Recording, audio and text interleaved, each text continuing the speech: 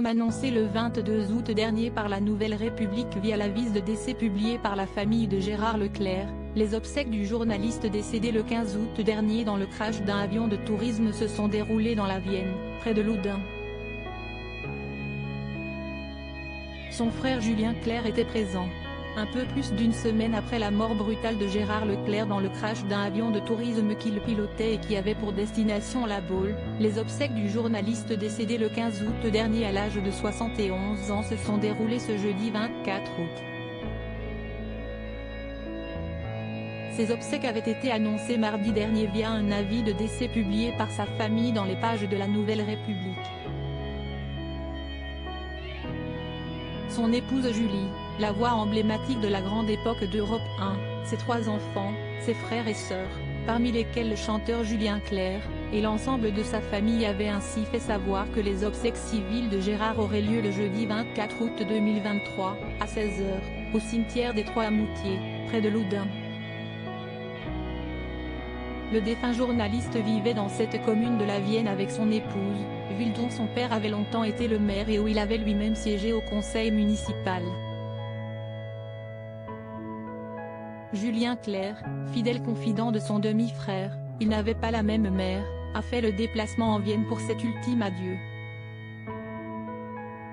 Dans une chemise noire, il était accompagné de sa femme, l'auteure Hélène Grémillon, et de leur fils de 15 ans Léonard. Un trio très soudé. Tous avaient le visage marqué, alors que Vanny, la fille du chanteur et de Virginie Coupéry-Eiffel, était elle aussi présente sur place avec sa mère. À noter que tout a commencé à 14 h. Une cérémonie privée a eu lieu au domicile de Gérard Leclerc autour de la famille et 200 proches. Ensuite, des citoyens venus rendre hommage à celui qu'ils voyaient à la télévision dans le cimetière des Trois-Moutiers, avant l'arrivée du cortège funéraire. Beaucoup de gerbes y ont été déposées comme celle signée de la part d'Europe 1, celle de Gérard Larcher, le président du Sénat, ou encore celle de Rima Abdul Malak, la ministre de la Culture. Pour rappel, Julien Clerc avait maintenu son concert à La Baule le 17 août dernier de sa tournée et auquel Gérard Leclerc aurait dû assister. Siesti pour son frère que Julien Clerc a chanté devant les 1800 spectateurs présents, soutenu par sa femme Hélène Grémillon et leur fils Léonard âgé de 15 ans. Si vous me permettez, je vais lui dédier ce concert.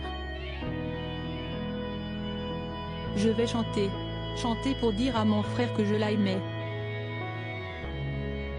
Et comme toujours, depuis si longtemps, je vous remercie d'être ici, avait débuté le chanteur, en tenant une feuille à la main. Mon frère devait me rejoindre ici. Malheureusement le destin en a décidé autrement. Il aurait détesté qu'on soit triste, et il aurait surtout détesté que je ne chante pas, avait déclaré Julien Clerc, de son vrai nom Paul-Alain Auguste Leclerc. On m'a beaucoup demandé si j'allais maintenir ce concert ce soir, poursuit Julien Clerc. Évidemment que je vais chanter. Chanter ce n'est pas un métier, si est la façon que j'ai trouvée pour traverser cette vie, et si est ma façon à moi de dire je t'aime aux gens, avait-il complété avant de lancer son spectacle qui avait duré 2 heures. Dans le nouveau numéro de Paris Match, on apprend que si est Julien Clerc, après avoir été prévenu par sa belle-sœur Julie, qui s'est chargée d'appeler ses sœurs, neveux et nièces. Les heures passent, l'inquiétude se transforme en tristesse, écrit le magazine, avant d'ajouter, il faudra attendre 19 h pour que les débris du Robin DR400 blanc et rouge appartenant à l'aéroclub de Loudun soient retrouvés dans la Loire. Alors Julien a pris ses responsabilités. Une dignité qui n'a jamais flanché depuis la mort de son frère.